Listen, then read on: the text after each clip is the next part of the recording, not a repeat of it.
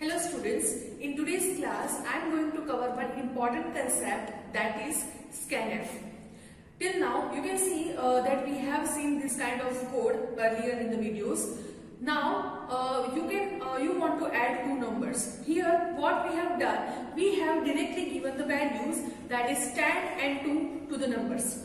This is not the real time scenario, because in real time you have to ask users that what they want to enter, right? Suppose you are creating account on Instagram or Facebook. At that time, you are, as a user, you are going to decide that what will be your username, right? You are going to enter that. Not it is not decided by the developer who have developed these apps. So whatever we have done is not the real time scenario. So in real time we have to allow user to enter something, right? So in today's class I am going to tell you that how user can enter the data by using scanf function. As you all are familiar with the printf function right now, that how you can use printf. Now scanf is having similar syntax such as printf, but printf and scanf are just opposite directional functions. What exactly the printf is doing? Suppose we are having two boxes, A and B. Inside A, 10 is there. Inside B, number 2 is there. If you are using printf, then whatever value will be inside the box will be printed on the black screen of your output. Now, what is the scanf is doing? Scanf is doing that whatever number will be entered in the black box of output will be stored inside the box, right? So this is opposite directional functions.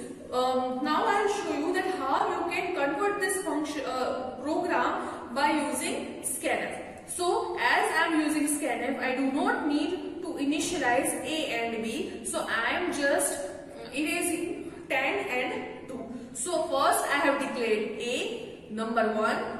Second, I have declared B, that is number 2. And third, I have taken one variable named as result, whose value here it is not C, it is result. Make sure that you use similar spellings. Result. So result equal to A plus B. Now here right now this box of A is empty, this box of B is empty, and result will have no particular value. Let me just save this program, scanf function as scanf. Okay, I have named it incorrectly, but it's okay.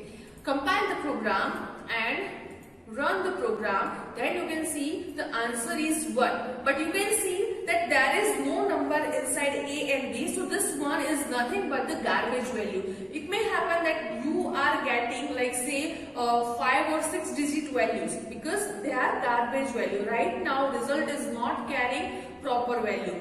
So what I want is, I want to tell user that please enter the number A.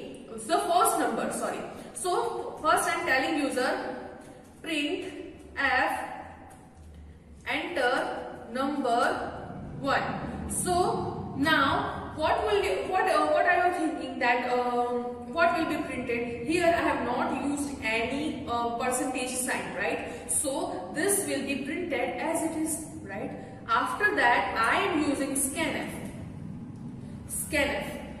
Well, when my computer will see that the scanf function is there, it does not have any idea about scanf. So where will it go? It will be linked to the header file. It will go to the header file stdio.h, and then it will see the definition of scanf there, and it will see that scanf is used. So I have to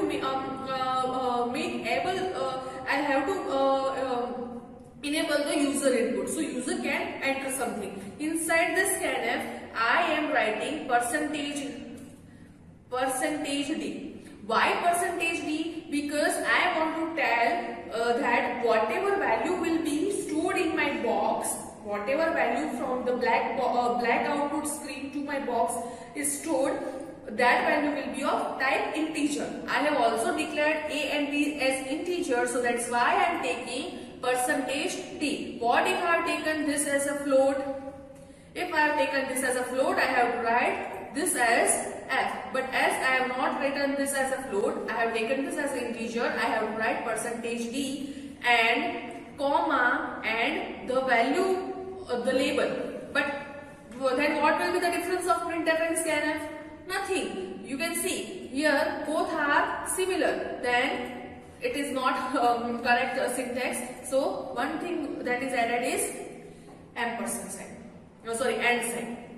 Right? So this is the main difference between scanf and printf. In printf you can write something as answer is percentage D, but in scanf make sure that you never use such text. You have to use just the percentage or the syntax. So scanf syntax will be like this only. Percentage D is similar as printf, but instead of just the label, I am using and sign. In my live lecture, I am going to tell you that what is the meaning of this and sign. Basically, it's nothing but the address of memory. I am going to tell that whatever value is entered by user in the black output screen must be stored at the address of variable A. So the value will be stored at the place of variable A. In our real-time case, you can say that whatever value will be entered in the black output screen will be added to box A, right? Say similarly for number 2, I have to do the same thing.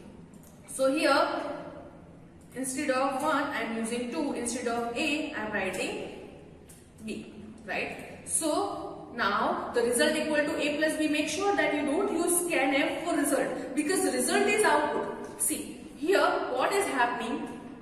Result equal to A plus B, where A and B are inputs, or you can say operands, right?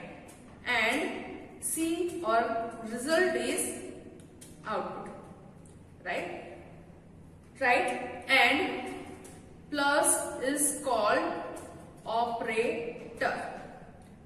Okay, so we are going to cover operator just after this programming session. As a theory, I am going to cover operators in the next section. But right now, just understand that the signs are operators and the variable or names we are using are operands. So first, result equal to A plus B. Now I want to print result. Now don't put ampersand over output, because output will be on the screen, right? Input will be stored in the memory, so address is needed, but output will be on the screen where address is not needed. So make sure that you don't do mistakes in printf and scanf. Now just let me save this program and compile it and run this. You can see it is asking me after enter number 1, it is not printing enter number 2 because it is blinking. That means it is asking me to enter something. At this point, I am entering 12. Now, I have to format it properly because it looks like 112, right? So let me just close this first. After this, space and okay. So just save it, compile it, and run it again. Now it looks better. So here I am entering 10. Then if I hit enter, it will say enter number 2 and still the cursor is blinking. So at this moment I am entering 2. If I hit enter, you can see answer is 12, right? So this is how I just run it again, you can see I am entering 111, 112.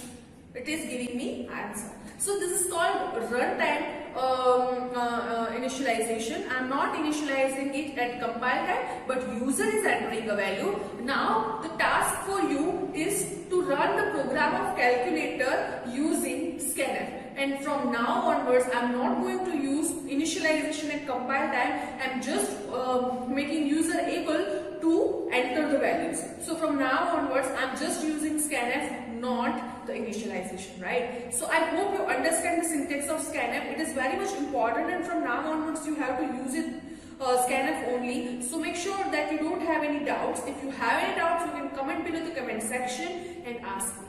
Thank you so much.